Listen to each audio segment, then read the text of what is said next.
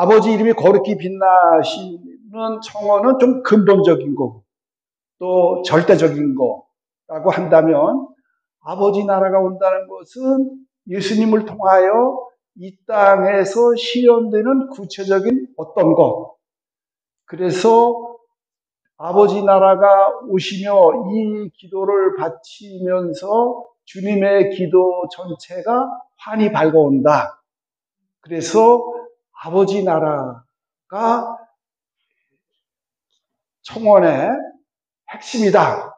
는 것이 요즘에 들어서는 많이 이쪽으로 기울어지고 있다는 걸 말씀을 드립니다.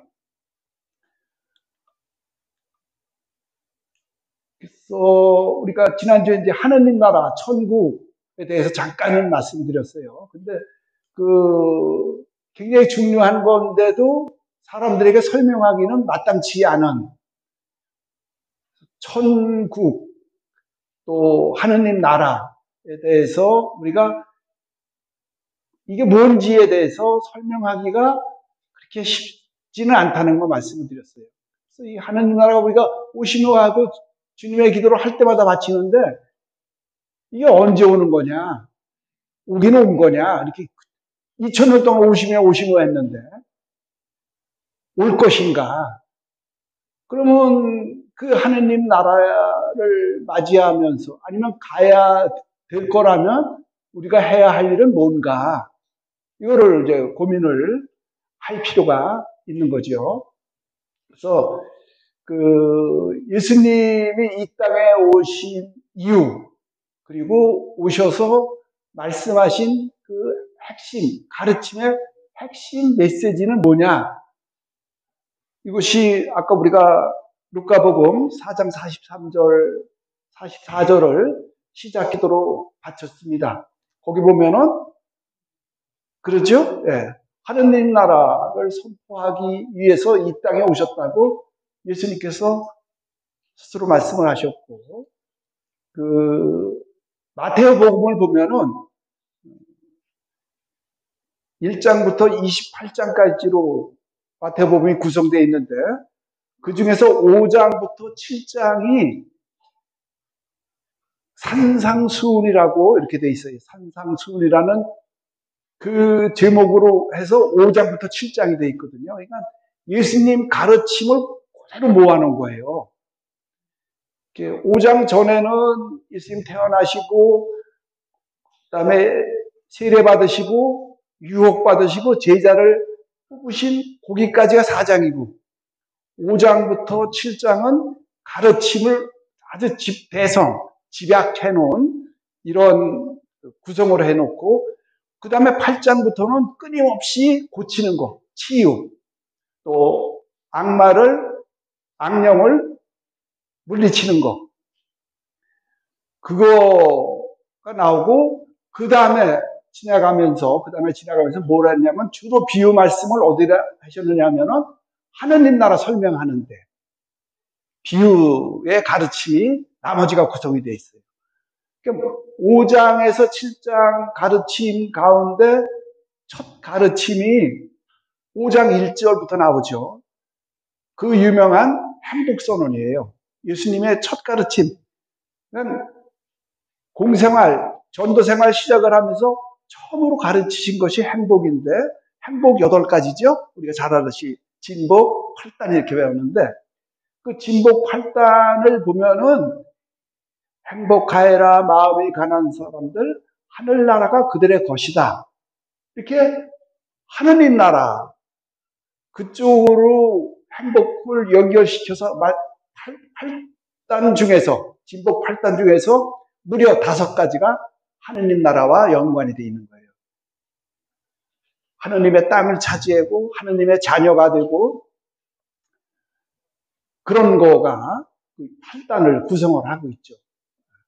그래서 예수님의 핵심 메시지는 우리가 사회에서 흔히 알려지기를 그리스도교는 사랑이다.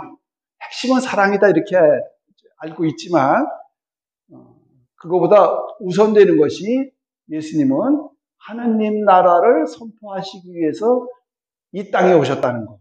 그래서 핵심 메시지는 하느님 나라라는 것을 우리가 이 시간을 통해서 같이 확인을 해보았으면 좋겠습니다. 그러면 이 예수님이 말씀하신 하느님 나라가 예수님 오시기 전에도 있었느냐? 구약이 쓰여진 것이 기원전 1000년 정도가 되거든요. 그러니까 모세오경이라고 하는 그것이 쓰여진 것이 기원전 1000년, 그러니까 한 3000년 전에 쓰여져 있는데, 구약에서는 하느님 나라가 굉장히 나중에 드러납니다. 그래서 처음에는 하느님은 왕이시다. 시편 22편에 그게 나와 있죠. 하느님은 우리의 임금님이시다라는 고백이 나와 있어요. 근데 이거는 뭐냐면은 하느님은 개인사나 아니면 공적인 일에서나 모든 주도권을 하느님이 가지고 계시다. 이런 뜻에서 하느님은 임금이시다. 이렇게 돼 있고, 그 다음에 이스라엘이 왕정 국가가 돼서 다윗이 왕 노릇을 할 때, 이때는 하느님께서 다윗을 통해서 대리로 통치하신다. 이런 사상이 돼 있었어요. 근데 유다 왕이었던 다윗, 그리고 그 아들이었던 솔로몬을 마지막으로, 그때가 최전성기였고, 그 다음부터는 남북으로 갈라지고, 급기야는 721년에는 기원전이죠. 721년에는 이스라엘이 멸망을 했고, 또 남유다도 587년에 바빌로니아에 의해서 멸망을 했습니다. 그러고 나니까 예언자들을 통해서, 그때부터 예언자를 통해서 이 세상과는 구별이 되는 하느님 나라를 얘기하기 시작했어요. 이야기하기 시작을 했습니다. 그래서 예언서는 우리가 알기로는 16개가 있는데, 구약의 예언서는 대예언서가 4가지가 있어요. 그리고 소예언서라고 해서 12가지가 있습니다. 그러면 아주 대단해서 대고 소소해서 소가 아니라, 이건 분량에 의해서, 그러니까 양이 많은 게 4가지가 대예언서고 나머지는 소예언서로 이제 분류가 되는데, 대예언서 중에 다니엘서가 있습니다. 이것이 하느님 나라를 잘 보여주고 있어요. 그리고 제가 방금 전에 이스라엘이 수많은 나라에 의해서 멸망이 되고 그때부터 식민 지배 하에 들어갔거든요. 그러니까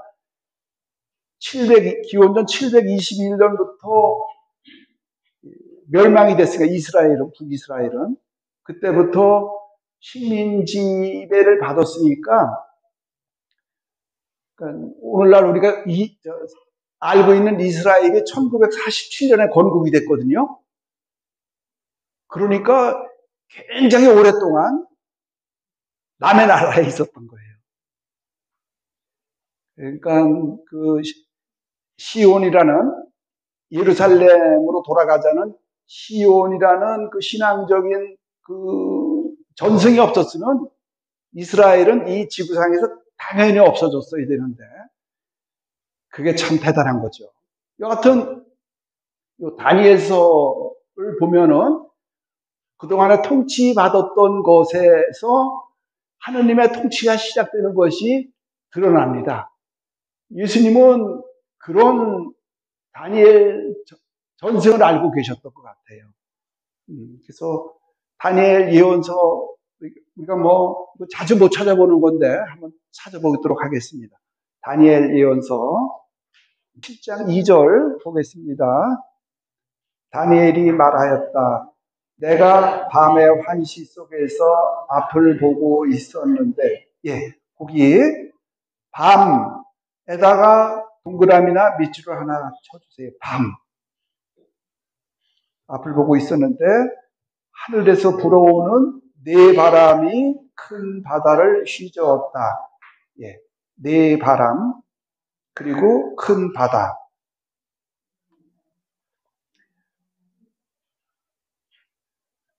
제가 그 시간 관계상 중간중간만 짚어드릴 터이니까 쫓아오면서 거기다 밑줄을 한번 그어주세요. 3절 모양이 다른 거대한 짐승 4마리.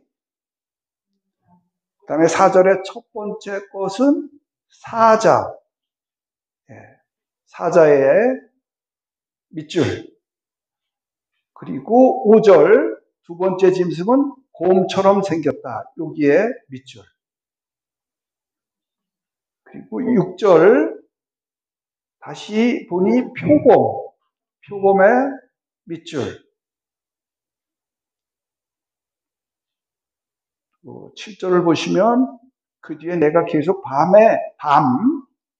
앞을 보고 있었는데 끔찍하고 무시무시하고 아주 이거 뭐 대단한 짐승이네요. 튼튼한 네 번째 짐승.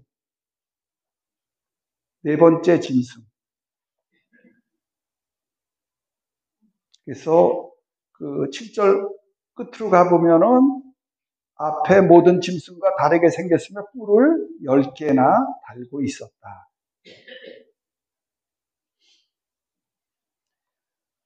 그 다음에 9절 내가 보고 있는데 마침내 옥자들이 놓이고 연로하신 분께서 자리에 앉으셨다. 연로하신 분의 밑줄.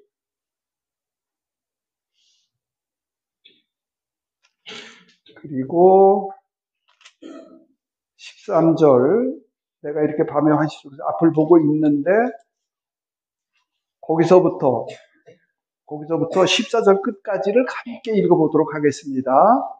시작.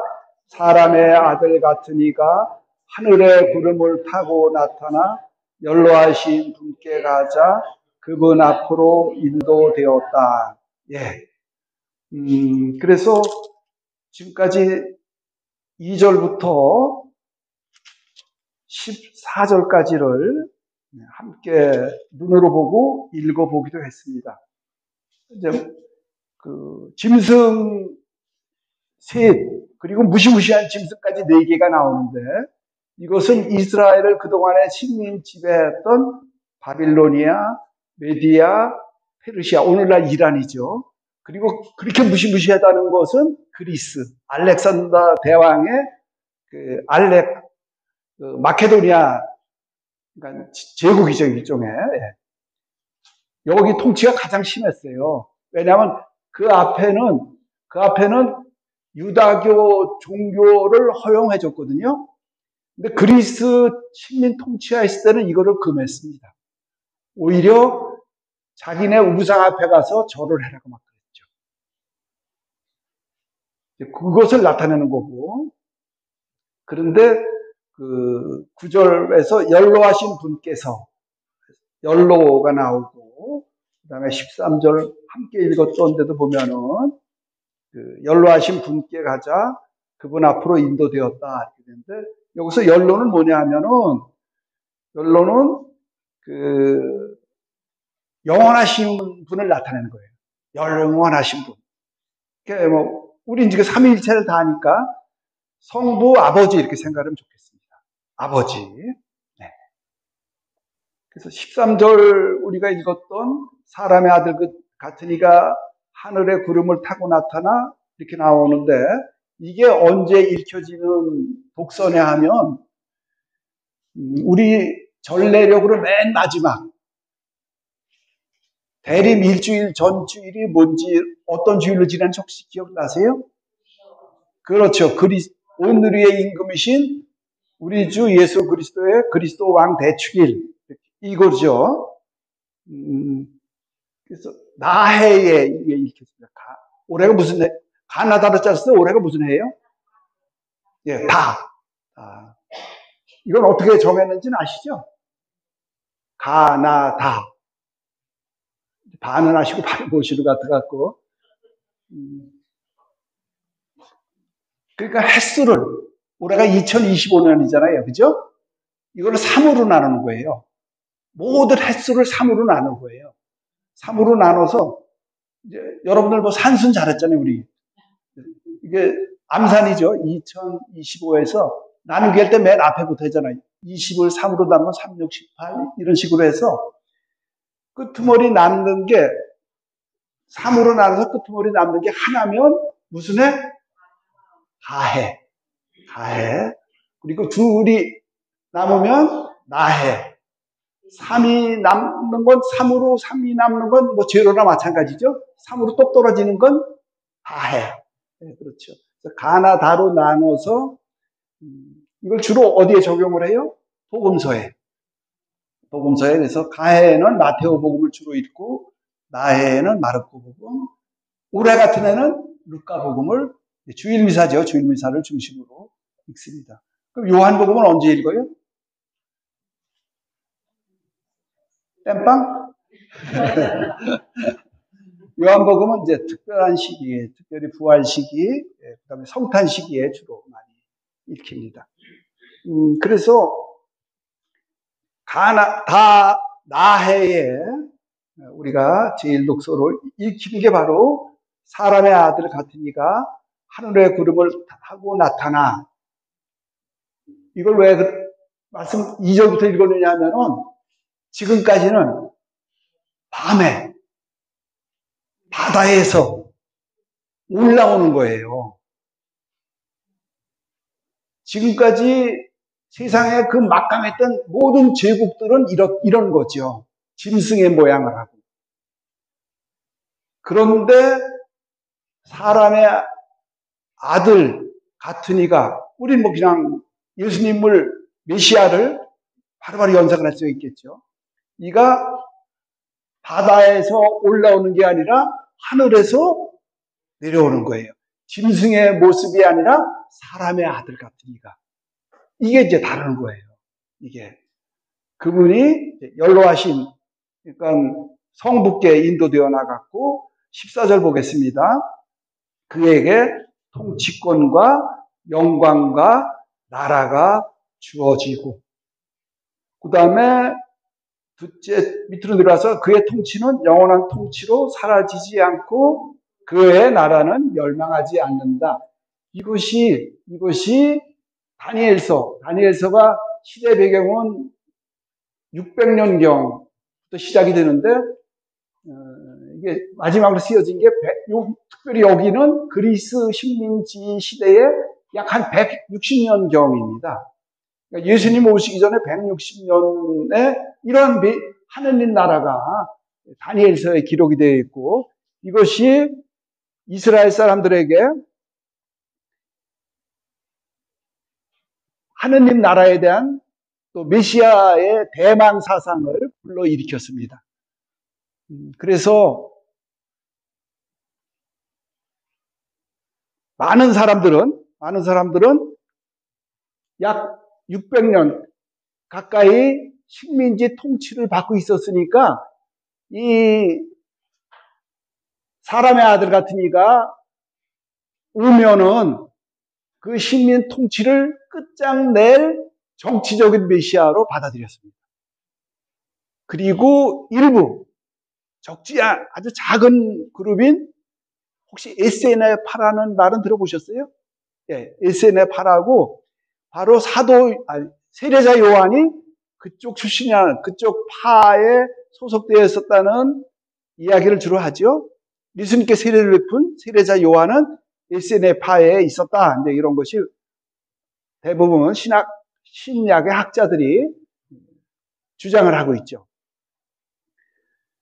그 SNF파에서는 정치적인 메시아가 아니라 하느님의 통치로 된 메시아를 기다렸습니다. 여하튼 이 메시아 사상이 점차 되다가 그리스가 망했습니다. 어디한테 망했느냐면은 로마 제국한테 망했어요. 그래서 기원전 63년에 로마의 폼페이우스 이 황제 때 이스라엘이 로마에 정복이 됩니다. 그래서 예수님은 그 뒤로부터 한 30년, 60년 뒤에 태어나셨으니까 로마 제국 하에서 태어나신 거죠. 그런데 예수님이 나자렛에서 자라시고 30이 되자 출발하셔서 첫 메시지가 뭐라 그랬어요? 하느님 나라 그랬어요. 하느님 나라가 가까이 왔다 그러니까 사람들이 열광을 한 거예요. 무지에게 모여드는 거죠. 그래서 지난주에 시작 기도로 마쳤던 마르코복음 1장 15절 때가 차서 하느님 나라가 가까이 왔다 회개하고 복음을 믿어라. 그 선언을 하니까 사람들이 열광을 한 거예요. 그리고 예수님을 무지하게 쫓아다녔어요. 사복음서에 빠짐없이 기록된 것이 몇 가지가 있는데 그 중에 하나가 오병이어의 기적이 사복음서에 빠짐없이 기록이 되어 있어요. 왜 공관복음 나오는데 요한복음은 안 나오고 그러잖아요. 그런데 빠짐없이 기록된 게 오병이어의 기적입니다. 5,000명을 먹이셨는데 그것도 장정만 5,000명이라 그랬거든요. 그러니까 어린아이 여자까지 치면은 훨씬 많은 인원이 먹은 것도 중요하지만 그 많은 사람이 모였다는 게 중요한 겁니다. 열광을 한 거죠. 그런데 예수님의 메시지가 혁명적이었거든요. 지금 오병이어 말씀을 드렸는데 오병이어 기적을 행하시고 나니까 사람들이 바로 정치적인 메시아로 생각을 해서 예수님을 왕으로 모시려고 했어요. 그때 예수님이 피해갔다고 그랬잖아요. 그러니까 이제 실망을 한 거죠. 실망을 했고 또 하나는 율법. 아까 제가 대단한 민족이라고 그랬잖아요. 몇천 년 동안을 나라 없이 지내다가 1947년에 건국을 했다고 그랬는데 그걸 버텼던 것은 율법이거든요. 토라. 율법이었는데 예수님의 율법의 해석은 달랐습니다. 그러니까 안식일법도 다른 거잖아요. 율법이 613가지인데 하느님은 계약을 맺을 때 10계명만 줬는데 그거를 613가지로 구분을 해서 생활 전반에 그 토라, 율법에 의해서 살아가던 그들에게 중요한 것 중에 하나가 안식일이거든요. 안식일법이 정말 여기 이스라엘 다녀오신 분들 많지만 금요일 저녁 때 숙소에 도착을 해서 술래 갔다 침실로 갈 때 엘리베이터를 탈 때 유다인들이 타는 엘리베이터를 같이 탔다면 그건 난감한 일이 발생합니다. 거기는 층마다 서요. 몇 층가는 이 단추를 눌러야 되잖아요. 여기는 이게 노동이기 때문에 안식일이 금요일 저녁부터 시작이 되니까 그날부터는 꼼짝을 안 하는 거예요. 이것도 안 눌러. 그래서 지가 열렸다가 지가 닫혀야 돼요. 우리 한국 사람 그거 못 참잖아요. 그 정도로 지독히 지키거든요. 오늘날에도. 그런데 예수님은 안식일이 사람을 위해 있는 거지 사람이 안식을 위해 있는 것이 아니다. 이런 가르침. 또 너희는 들었다. 무슨 말을 들었냐? 눈에는 눈, 이에는 이. 이게 율법의 레위기부터 쭉 내려오는 얘기거든요. 그러니까 이게 정의의 법입니다. 사실은.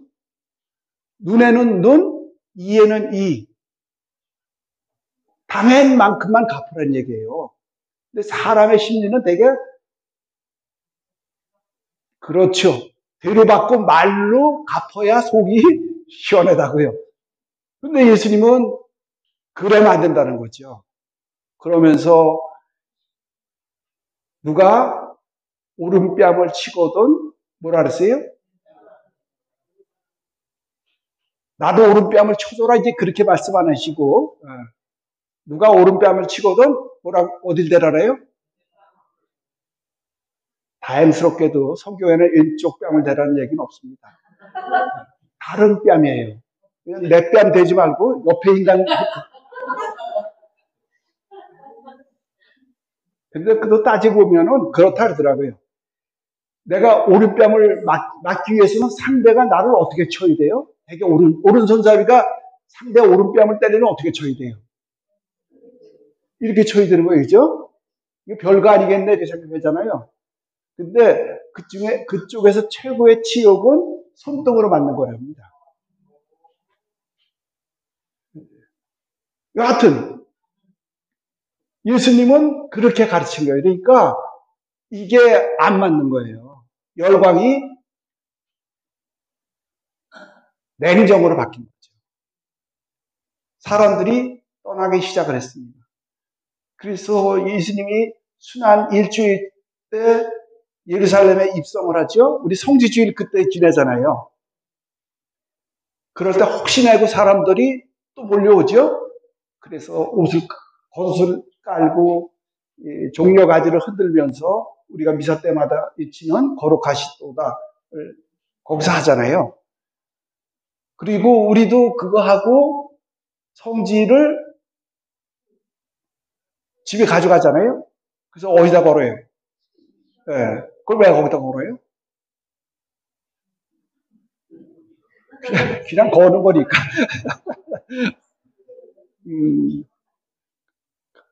그 뜻을 우리 신부님도 말씀해 주셨고, 장석윤 신부님도 말씀해 주셨고, 그렇죠.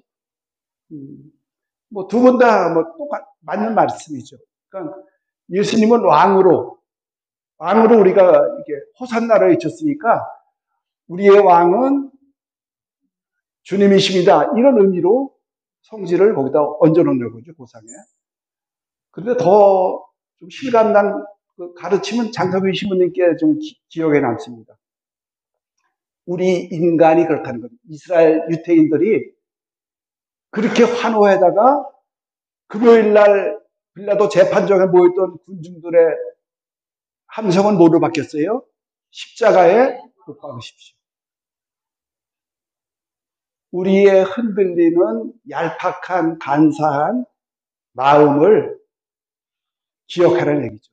우리도 어떤 때는 무지하게 열심히 신앙생활 할 때 있잖아요. 여러분들처럼. 평일미산하고 교육 쫓아다니고 막. 그러다가 또 어느 때는 평일미사커녕 뭐 주일도 안 나오죠. 그런 흔들리는 마음을 생각을 하면서 항구한 신앙을 생각하는 것이 성지를 고상 위에 놓는 거다. 이렇게 해석을 해 주시더라고요. 뭐 두 가지 다 아시겠지만 혹시 잊으신 분들은 다시 한번 상기를 하셨으면 좋겠습니다. 여하튼 그래서 예수님은 그들이 기대했던 메시아가 아니라는 것. 그러나 이런 하느님 나라가 이미 구약에 다니엘서가 기록된 167년경에 나타났다는 것. 예수님의 하느님 나라는 마르코복음 1장 15절에 뭐라고 그러셨느냐 하면은 때가 차서 하느님 나라가 가까이 왔다. 때가 차서 하느님 나라가 가까이 왔다 그래요. 그래서 왔답니다. 왔다. 그 영어 성경을 보면 가까이 왔다를 at hand라고 그래요. 그러니까 손 안에 온 거예요. 이걸 잡느냐 마느냐 하거든요. 이게 우리 의지에 달린 거예요. 하느님 나라를 잡느냐 마느냐는 뭐 이 하느님 나라에서 앞으로 나올 내용이 다 그겁니다. 우리의 의지, 우리의 선택에 의해서 하느님 나라가 구현이 되느냐 아니냐입니다. 그런데 마르코 복음부터 나머지는 다 하느님 나라라고 그랬는데 마테오 복음을 보면은 하늘 나라로 나옵니다. 하늘 나라는 우리가 그대로 하면은 천국. 여기는 이거 좀 옮겨 쓰기야 주국? 신국? 좀 그렇죠? 그래서 이 마테오복음의 하늘나라는 몇 번은 말씀을 드렸던 것 같기도 한데 아주 지극히 높으신 분의 성함을 함부로 부를 수 없기 때문에 그래서 성경도 번역을 해 놓은 거 보면은 야훼라는 하느님 이름이 직접 거명된 건 대개 주자라고 바꿔놨다 그때 한번 말씀드렸죠? 예. 그런 거죠. 그래서 감히 부르지 못하고 마테오복음의 독자층은 유다인들이었기 때문에 나머지는 이방인들을 대상으로 했기 때문에 마테오만 하느님 나라 대신 하늘나라를 썼다는 거. 요 정도만 아시면 될 것 같아요. 그래서 그 하느님 나라는 제가 그 그리스 원문을 써드렸는데 이걸 왜 써드렸느냐면은 이것 때문에 그래요. 우리가 하느님 나라로 번역된 하느님 소유격인데 하느님의 바실레이아 이게 이제 나라인데 이게 통치권, 다스림, 주도권입니다. 우리가 생각하는 나라는 국가의 3대 요소가 있어야 된다고 우리가 학교 다닐 때 배웠어요.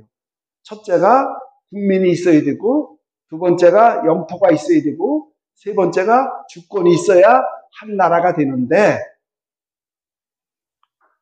이 나라는, 바실레이아는 그런 쪽의 나라가 아니고, 통치, 다스림, 주도권, 특별히 하느님에 의한 이겁니다. 그렇기 때문에 우리가 그렇다고 번역할 때 다 힘들어했겠죠. 근데 개신국은 우리는 다 이거로 하죠. 하느님 나라. 근데 정확히 말한다면 하느님의 다스림. 그냥 저는 통치했으면 좋겠다는 생각이 들어요. 하느님의 통치. 하느님이 그냥 통치하는데 누구를 통치하느냐면은 다른 사람이 아니라 나의 통치자가 되는 거예요. 내가 그분의 다스림을 받는 상태가 하느님 나라입니다. 요거를 우리가 꼭 잊지 않았으면 좋겠습니다. 하느님 통치 하에서 살아가는 나라, 하느님의 다스림에 순명하며 살아가는 나라, 이게 바실레이아 투테우라는 거. 예수님은 뭐라 그러셨냐면 때가 차서 하느님 나라가 가까이 왔다. 너희는 회개하고 복음을 믿으라 그랬어요. 우리가 보통 회개로 이렇게 되어 있는데 예수님이 말씀하신 그 말마디에는 회개의 앞에 뭐가 빠졌느냐면 죄자가 빠졌어요. 하느님 때가 차서 하느님 나라가 가까이 왔다. 죄를 회개하고 복음을 믿어라가 아니라 회개입니다. 그래서 우리가 이렇게 번역이 돼서 이게 가장 많이 알려진 거죠. 회개. 이건 뭡니까? 잘못한 것을 뉘우치면서 고치겠다는 이런 의미잖아요. 틀린 건 아닙니다. 그런데 회심, 그걸 뼈저리게 뉘우치는 거, 그런 마음. 저는 이거라고 생각을 합니다. 돌리는 거예요. 마음을 돌리는 겁니다. 성경 언어로 그리스어로 번역, 원문은 모르더니는 메타노이아예요. 요거는 마음이란 뜻이에요. 마음인데 어떤 마음이냐? 메타는 전혀 다른 거예요. 차원이 다른 마음이에요. 이렇게 후회하고 아유 내가 왜 그 짓을 했을까? 그런 마음을 품었을까? 앞으로 그러지 말아야지라는 이런 후회보다는 전혀 다른 새로운 마음. 그 라틴어는 똑같은 말이 컨베르시오입니다. 여기다 N자만 붙이면 컨버전 하면은 그 번역이라는 말도 되고 회개라는 말도 되는 겁니다. 그래서 여기를 중심으로 좀 말씀을 드리면 베르시오는 돈다는 뜻이에요. 이렇게 돌아간다. 그래서 이자로 시작되는 것이 서양 언어에서 그 자전거를 가르치는 거나 자동차 바퀴를 가리키는 게 다 여기서 나오는 거죠. 뭐 유명한 자동차 볼보도 다 여기에서 나오는 거예요. 돌아간다는 뜻입니다. 돌아간다는. 근데 코언이 중요해요. 어떻게 돌아가느냐? 반대로 돌아가는 거예요. 그러니까 메타노이아, 이 회심은 반대로 돌아가는 거예요. 어떻게 반대로 돌아가는 마음이냐면은, 우리 다 50대 이상, 대부분 뭐 60대, 70대, 80대가 여기 모여서 같이 우리 함께하고 있습니다만, 그동안에 살아오면서 누구나 다 세계관이 있어요. 가치관이 있습니다. 그래서 이런 현상에는, 이런 사태 때는, 이런 상황에서는 이렇게 행동하고 이렇게 판단하는 것이 누구나 다 굳어져 있습니다. 거의 다. 이건 오로지 내 이익을 위해서, 내 자존심을 위해서 작동하는 가치관, 세계관이죠. 그래서 그 길로 가는데, 그 길을 따라서 인생을 걸어가는데, 이것이 아니라 그 가던 길을 반대로 돌리는 거예요. 반대에 하느님이 계시면 하느님을 향해서 내 고집대로 사는 게 아니라 돌아가는 겁니다. 이게 예수님이 말씀하시는 컨베르시오예요. 회개하라 이렇게 말씀하신 게 바로 이겁니다. 그 자질구레한 죄 말고 인생 전체를 돌리는 거예요. 시간에서는 찾아보지는 않겠는데 여기 잘 아는 마태복음 4장 17절이 뭐냐면은 예수님께서 첫 제자를 부르시는 장면이거든요. 예수님께서 베드로와 그의 동생 안드레아를 부릅니다. 그런데 그들이 뭐 할 때 예수님이 불렀느냐 하면은, 그렇죠, 갈릴레아 호수에서 고기 잡을 때 불렀습니다. 그리고 뭐 나를 따르라 그랬어요. 그랬더니 베드로와 안드레아가 한 것이 그물을 버리고, 또 하나 곧바로, 그리고 또 하나 예수님 뒤를 따랐다고 했어요. 그러니까 자기네 생계가 달린 그물을 버린다는 거. 지금까지의 살아왔던 모든 삶의 방식을 버리는 거죠. 그리고 예수님을 향해서 돌아설 때 곧바로 돌아선 거예요. 그리고 따라간 거. 이게 예수님이 말씀하시는 회개. 그리고 17절 그 밑으로 더 보면은 조금 더 가시다가 이번에는 제베데오의 아들 야고보와 요한이 똑같이 그렇게 갈릴레아 호수에서 배를 손질하는 걸 보고 나서 너희는 나를 따르라. 그랬더니 그 두 형제가 야고보와 요한이 했던 그 행동이 뭐냐? 그들은 금을 버리고 아버지를 떠나서 곧바로 예수님을 따랐다 이렇게 돼 있어요. 가출한 거죠. 아버지 버리고 갔으니까. 그러니까 지금까지의 자기 삶의 지탱이었던 생계수단과 가족 관계를 다 부정하고 그분을 향해서 돌아선 거. 또 제가 아까도 5장에서 7절은 7장은 가르침, 그 다음에 치유 기적 뒤에는 하나님 나라의 비유 설명이라고 그랬는데 잘 알려진 거예요. 13장 44절은 어떤 사람이 밭에 묻혀있는 보물을 발견했다고 했어요. 그런데 그 사람의 행동이 뭐냐면 그 보물을 발견하고 나서는 돌아가는 거예요. 자기 삶의 터전으로 가서 가진 것을 다 가져와서 이 밭을 산 거예요. 귀중한 가치, 예수님, 하느님 나라라는 가치를 발견한 사람은 돌아가서 다 정리하고 다시 이쪽으로 오는 거, 그게 컨베르시오라는 거죠. 그리고 바로 뒤에 나오는 것이 진주를 찾던 상인이, 그래서 자기가 평생을 찾던 그 진주를 하나 발견했을 때 그 사람도 가진 것을 다 팔아서 그 진주를 사는 거. 이게 회개라는 거죠. 우리도 신앙생활을 하면서 회개, 회심, 그래서 마음을 전적으로 돌리는 겁니다. 전적으로 메타노이아, 반대로 돌리는 거.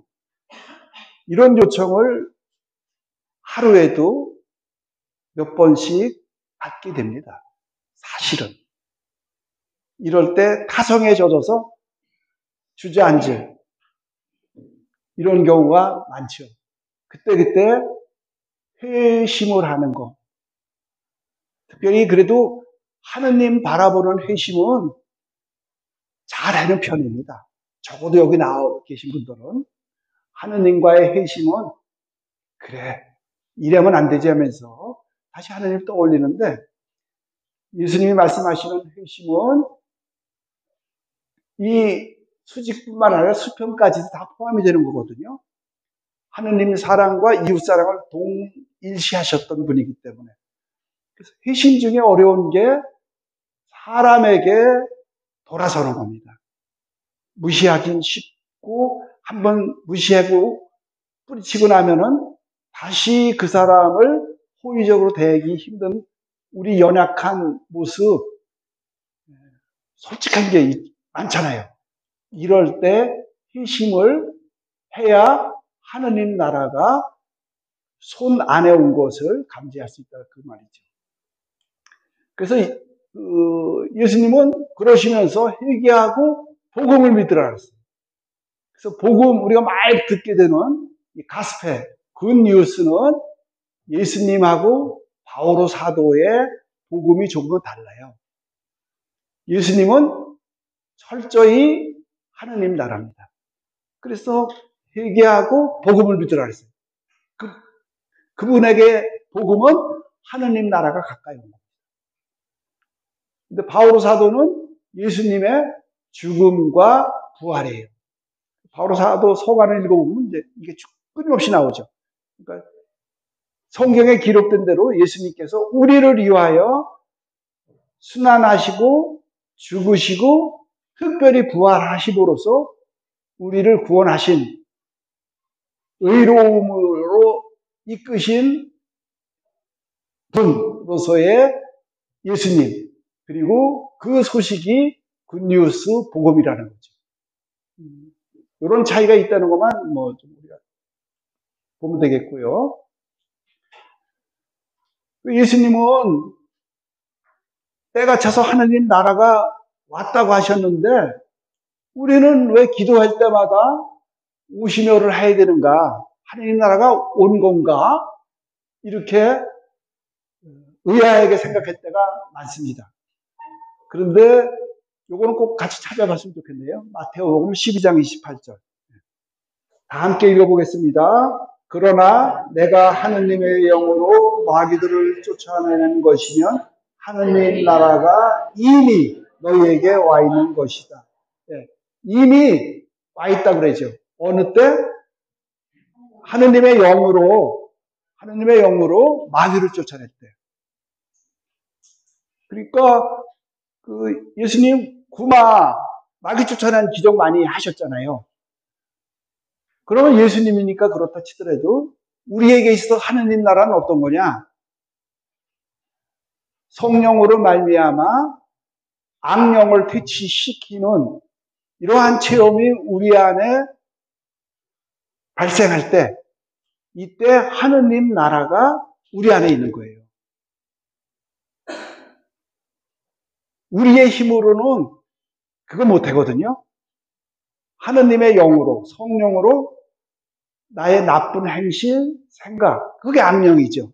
그거를 떨쳐내거나 쫓아버릴 때 우리는 이 예수님의 말씀을 예스라고 동의할 수가 있는 거죠. 수많은 치유의 대상자가 됐던 사람들, 또 악령 추방을 맛본 예수님에 의해서 이런 사람들. 품삯은 뭐냐면 잘 아는 거예요. 어떤 사람이 인력시장에 가서 팔리길 원했는데 안 팔렸잖아요. 그래서 맨 나중에 5시쯤 가서 누가 와서 우리 집에서 일하시오. 1시간 일했는데 하루 품삯을 받았어요. 우리의 계산하고 전혀 다른 이런 나라의 계시가 된 거, 이게 하느님 나라라는 거죠. 틀림없이 이 품삯을 1시간이라고 하루치를 받은 사람은 하느님 나라의 은총을 실감했을 겁니다. 우리가 잘 아는 탕자, 용서받은 체험, 또 요한복음에 나오는 가늠하다 현장에서 잡힌 여자가 예수님에 의해서 가라, 그리고 다시는 죄짓지 말으라고, 이런 케어를 받은, 또 남편이 5이나 있었고 지금 사는 남편도 남편이 아닌 이 여자도 예수님으로부터 따뜻한 환대를 받았습니다. 그리고 죄의 용서를 받았죠. 또 죄인으로 분류되었던 세리들, 자케오, 또 마테오 복음 사가도 전직이 뭐였었어요? 세리였어요. 이런 것이 예수님을 통해서 있었기 때문에 예수님의 오심으로써 하느님 나라는 이미 시작이 되었다는 거. 그래서 오리게네스라는 그 초대 교회의 유명한 신학자는 예수님이 하느님의 나라다, 이렇게 말씀하시기도 했습니다. 그래서 하느님 나라는 위에서 선물로 주어졌다. 우리가 잘해서 얻어지는 나라가 아니라 선물로 주어졌다는 것. 그래서 우리가 하느님 나라가 오시며라는 기도는 세상의 주체를, 주도권을 바꾸는 혁명을 간구하면서 드리는 기도다. 그리고 요거는 기록을 하셨다가 돌아가셔서 한번 찾아서 읽으시면 좋겠는데, 또 거의 요거는 아까 읽었던 마태복음 12장 28절의 말씀하고 거의 같고, 요거는 하느님 나라는 너희 가운데 있다. 잘못하면 우리 마음속에 있는 것으로만 생각을 하는데, 마음속에 있는 것도 여기에 포함되지만 정확한 것은 우리 사이에 있다는 것. 너희 가운데 있다는 게 마음속에만 있는 것이 아니라 우리 사이에 있다는 것. 우리 사이에 있다는 것은 믿는 우리들 사이, 교회 안에 있다는 거죠. 그래서 깨어있으라는 말을 우리가 자주 듣게 되는데, 저는 오늘 하느님 나라를 생각을 하면서 깨어있어야 한다는 것은 대부분 예수님 종말에 다시 오실 때, 그러니까 재림 때 예수님을 맞이하러 나갔던 슬기로운 처녀 5명 얘기하면서, 또 도둑이 언제 올지 모르니까 깨어있어라, 이런 거를 얘기를 하는데, 그런 종말 말고라도 지금 이미 우리 가운데서 시작된 하느님의 다스림을 향해서 깨어있으라는 얘기죠. 우리의 시선을 일로 돌리라는 것입니다. 세상 종말보다는 하느님의 다스림을 향해서 우리가 관심을. 그래서 지금 어디에서 악령으로 고통받는 이웃이 해방을 맞았다면 그게 어디에서 일어났는지, 또 복음으로 사람들이 자기 멋대로 살다가 아까 말씀드린 하느님께로 마음을 반대로 돌렸는지, 또 어디에서 하느님의 백성이 모이나, 이거를 끊임없이 주시하는 것, 이런 마음이 있어야 하느님 나라를 실감할 수 있고 이런 것이 있을 때 우리는 비로소 하느님 나라가 오시며라는 기도를 바칠 수가 있는데 이런 것을 다 종합을 하면은 이거 같아요. 어디에 참 교회가 있는가? 우리가 교회 하면은 맨 먼저 떠오르는 게 뭐예요? 교회하면 맨 먼저 떠오르는 이미지 같은 게 있으면 한번 이렇게 교회하면 뭐가 떠올라요? 신부님? 십자가. 예. 또 끝.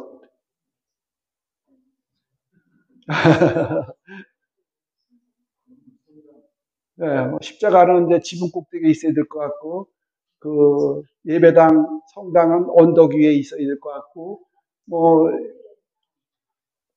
그래서 교리적으로 교회는 하느님을 믿는 백성들의 모임이거든요. 그러니까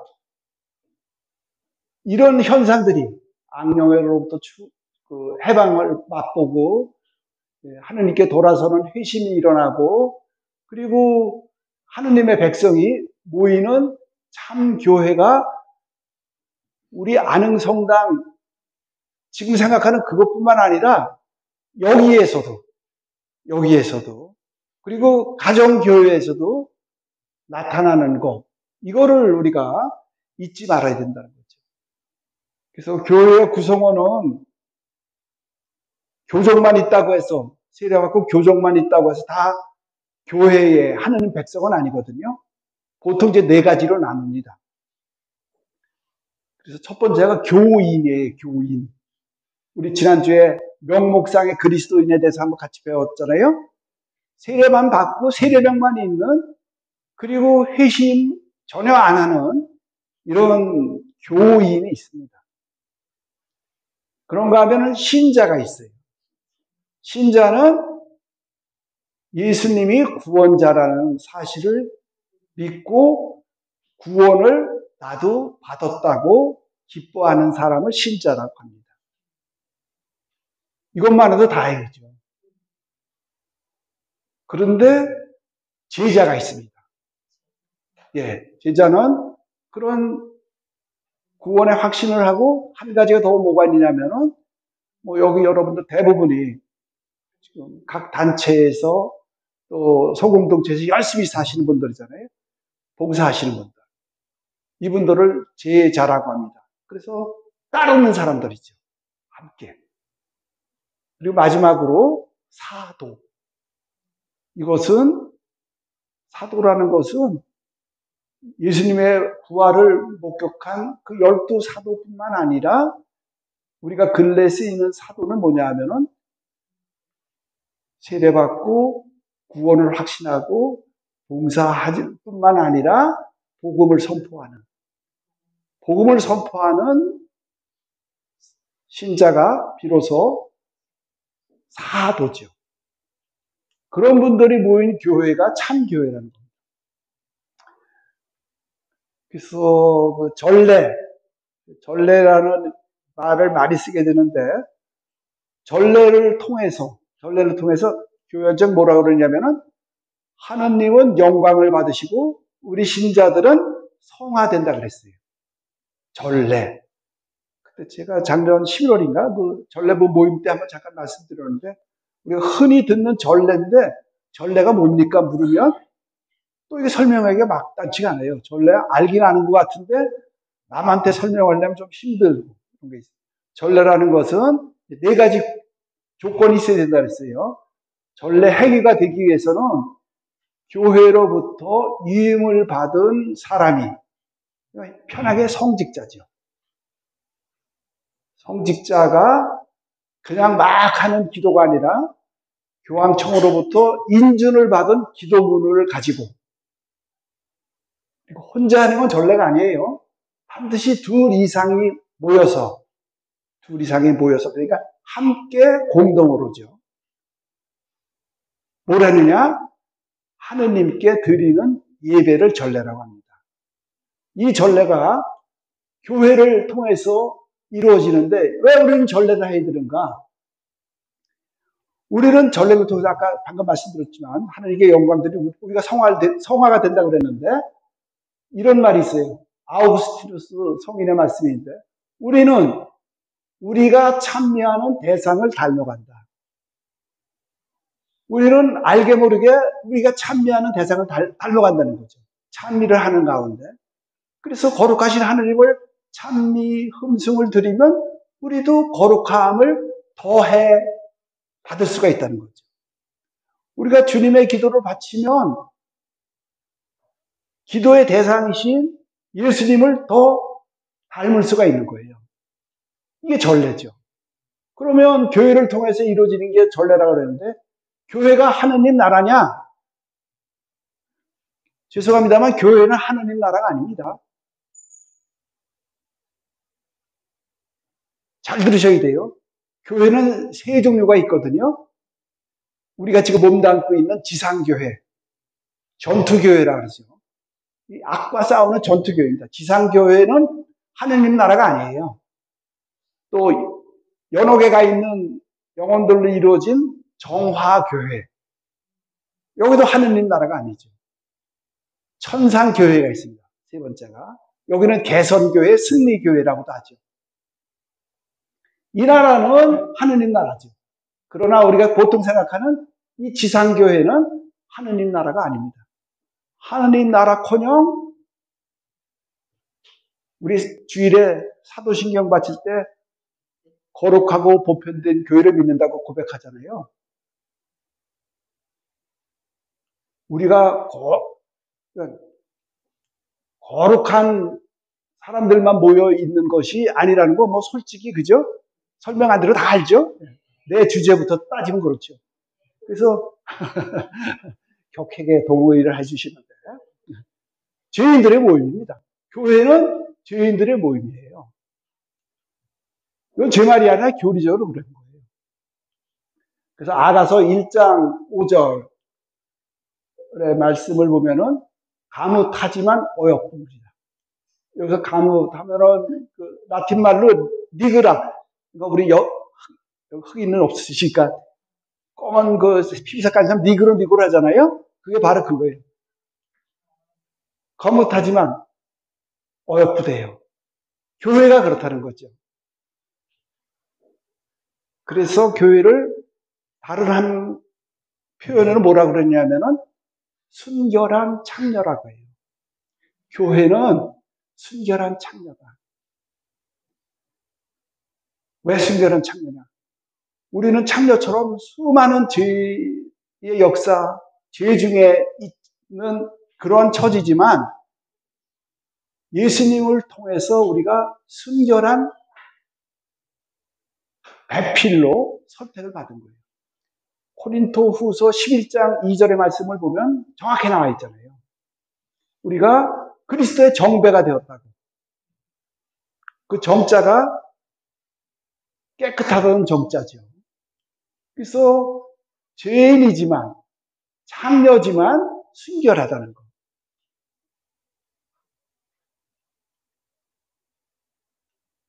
이 교회를 통해서 우리가 하나님께 예배하고 또 하나님을 그럼으로써 닮아간다는 것을 말씀을 드립니다. 아버지 나라가 오셨다고 이미라면 왜 오시며라고 우리가 기도를 하는가?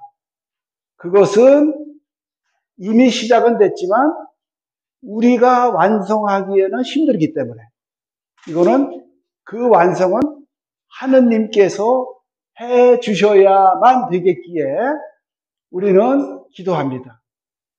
우리 손으로 할 수 있다고 믿었던 적이 있죠. 유토피아라는 말이거든요. 이게 다 아시잖아요. 이게 1515년에 그 토마스 모어라는 그 영국의 작가가 쓴 정치인이기도 했었죠. 말인데 유토피아 이상 국가죠. 그런데 이 말은 뭐냐면은 요 유자가 없다 이런 뜻이에요. 노 이런 뜻이에요. 토피아는 뭐냐? 토포스 장소를 얘기해요. 유토피아는 그러니까 무슨 얘기냐면은 없는 장소예요. 지상에는 유토피아라는 게 말잔치입니다. 그래서 노예에 없는 겁니다. 이 홍길동전에도 보면 이상국가 나오죠. 율도국, 뭐, 그래서 정감독에도 나오고, 역사상으로 가장 위주력을 실제적으로 뿜었던 때가 그 공산주의가 1850년대 이후로 1990년대까지, 아니, 오늘날 뭐 몇 개 나라가 아직 있죠. 그러나 다 증명이 됐어요. 그 나라의 국민들이 그렇게 행복하지 못하다는 거예요. 그래서 하느님 나라는 이건 아직 많이 나오는 말이니까 이미 왔습니다. 그러나 아직은 실현을 못했다. 그래서 우리가 지난주에 예수님 승천주일에 독서의 말씀을 들었는데 그때 잠깐 언급을 해드렸죠. 그래서 승천하시고 나서 제자들이 하늘만 쳐다보고 있으니까 천사들이 뭐라 그래요? 왜 하늘만 쳐다보고 있느냐? 복음 선포하라 그러죠. 증인이 되라 그러죠. 그래서 곳곳에 가서 하느님 나라가 다가왔다는 것을 우리가 선포할 때 비로소 하느님 나라가 이렇게 없는 게 아니라 요 말을 nowhere, 없는 곳을 이렇게 갈라 놓으면 지금 여기 있다는 뜻이에요. 이게 누구의 몫이냐? 우리의 몫이 돼요. 이게 아버지 나라가 오시며 우리가 주님의 기도를 하루에도 몇 번씩 바치는데 그 기도문의 최종적인 우리의 할 일이라고 볼 수가 있겠습니다.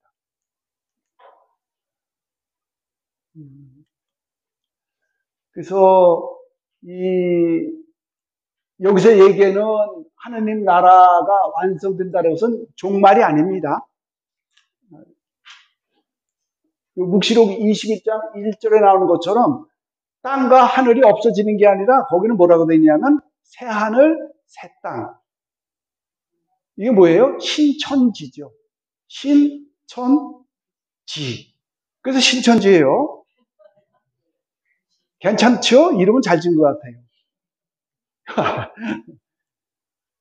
그래서 우리는 지금은 좀 많이 이렇게 흐려졌죠.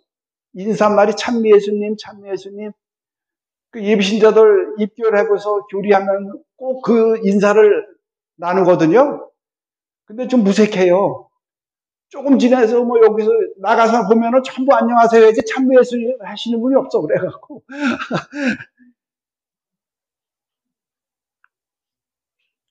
그렇게 인사하는데 초세기 때는 뭐라 그랬냐면 마라나타 그랬어요. 이건 뭐냐면은 예수님 어서 오십시오. 주님 마라나타 오십시오. 묵시록 맨 뒤에 나오는 말이죠. 주 예수님 어서 오십시오. 그래서 하느님 나라가 완성이 되는 게 과연 우리가 바라고 있는가? 여기 계신 여러분에게 묵시록에 보면 구원받은 사람들이 몇 명이라래요? 14만 4천 명. 그래서 가브리엘 자매님 14만 4천 명에 오늘 당첨됐습니다. 오늘 가셔야 되겠는데요? 그러면 감사합니다 하고 가실 수 있겠어요?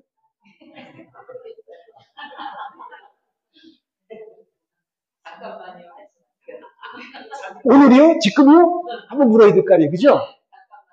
잠깐만요. 오늘은 안 될 것 같은데요? 아유, 저 대출금도 갚을 게 있고요. 그리고 애들을 결혼을 다 시켜야 되지 않겠어요? 지금 뭐 다 시켜야겠지만. 여하튼. 막상 가라 그러면은, 통장 정리도 해야 되는데. 애들한테 보험 드는 것도 얘기해야 되는데, 애가 없으면 뭐 타먹어야 되는데. 말은 그렇게 하지만, 실질적으로 여기 그냥 있고 싶어야 하는 게, 이게 불편한 진실이죠.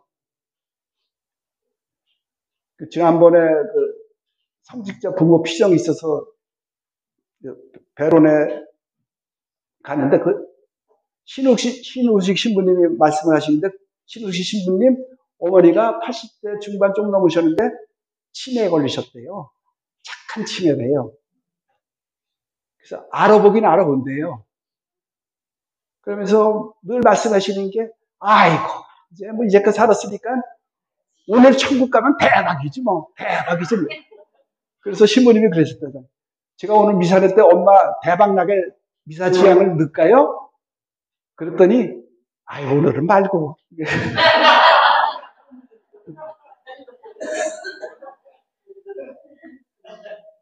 그러니까 우리가 그냥 큰 의식 없이 바치면 하느님 나라가 오시며 이제 가야 되잖아요. 우리가 주일에 미사하면서 사도신경 때 육신의 부활을 믿으며 영원한 삶을 믿나이다. 그러니까 예수님께서 다시 오시고 우리가 이제 간다는 것을 매주일 고백을 하잖아요. 그리고 매주일이 아니어도 미사 때마다 고백하는 게 신부님께서 종친 다음에 신앙의 신비여 하면 우리가 뭐라 그래요? 주님께서 오실 때까지 뭐 복음을 선포하고 뭐 그러면서 안 가려고 그러잖아요. 예수님이 그걸 아셨어요. 그러니까 루카복음에서 잔치 얘기를 하죠. 막 초대를 하죠. 그랬더니 안 와요. 왜? 나 오늘 밭을 샀는데 그거 가봐야죠. 우리로 말하면 아유 아파트 이번에 구입했는데 그럼 살아보고 갈게요. 그 다음에 결의소 5장을 샀는데 제가 불어봐야죠. 요번에 모처럼 새 차 뽑았는데 좀 타고 가야죠. 뭐 그런 거죠. 내가 지금 막 결혼했는데 신방에 있어야지 어딜 갑니까? 이것은 빨리 오시오 할 때는 이게 바뀌는 겁니다. 지금까지는 내 뜻대로 살았는데 이제는 주님 뜻대로 살아야 된다는 요게 힘든 겁니다. 사실은. 평치가 않습니다. 위험한 기도죠. 불온한 기도라고 써드렸는데 왜 건배사 중에 어떤 분들은 그랬는데 이대로 살자 죽자는 얘기죠. 그러니까 지금 편안하고 풍족하고 괜찮은 여기를 버리고 저쪽으로 간다는 거 이대로죠. 이게 하느님 나라가 오시며 바칠 때 뜨끔뜨끔하면서 바쳐야 될 우리들의 기도라는 거 이 시간을 통해서 말씀을 드립니다.